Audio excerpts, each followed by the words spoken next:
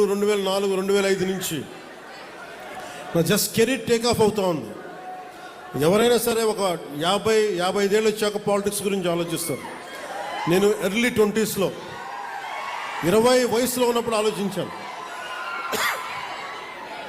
దేనికంటే నేను వచ్చే తరం కోసం ఆలోచించాను, పుట్టబోయే తరం కోసం ఆలోచించాను. ఆ అనుభవమే, ఆ నిర్ణయమే నన్ను మీకోసం అండగా నిలబడేలా చేసింది. మీకోసం మీరు ఎలాంటి అభివృద్ధి కోరుకుంటున్నారు, ఎలాంటి నయా భారత్ని కోరుకుంటున్నారు, అలాగే వెల్ఫేర్ స్కీమ్స్ ఉండాలి, పథకాలు ఉండాలి, ఉచిత పథకాలు ఉండాలి, వాటితో పాటు అభివృద్ధి కూడా ఉండాలి. కేవలం పథకాలనే నమ్మి, కేవలం ఉచిత పథకాలనే నమ్మి, కేవలం వెల్ఫేర్ స్కీమ్స్నే నమ్మి ముందుకెళ్తే అది ఎంతవరకు సాధ్యపడద్దు నాకు తెలియదు. ఎందుకంటే కేవలం వెల్ఫేర్ స్కీమ్సే ఓట్లు తీసుకురావు. బీహార్లో కూడా మనం చూసాం.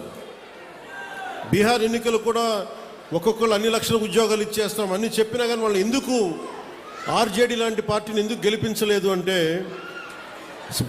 ఈ జనరేషన్ మేల్కొంది, ఈ జెన్జీ, ఈ కొత్త తరం మేల్కొంది.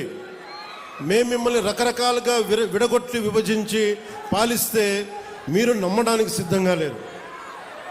ఇది నేను 2004లో నేను గ్రహించాను.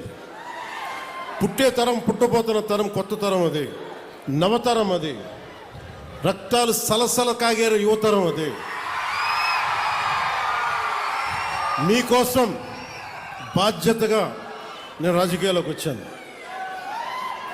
సినిమాల్లో చాలా డబ్బులు ఇందాక కూడా ఓజీ నడుస్తూ ఉంటే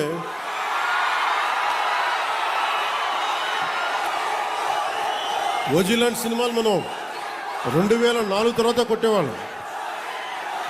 కానీ సినిమాల మీద నాకు దృష్టి లేదు, నాకు సమాజం మీద ఉంది నా దృష్టి. ఈ మధ్యన మీరు బాధపడుతున్నారని చెప్పి కొంచెం దృష్టి పెట్టాను ఓజీ గురించి.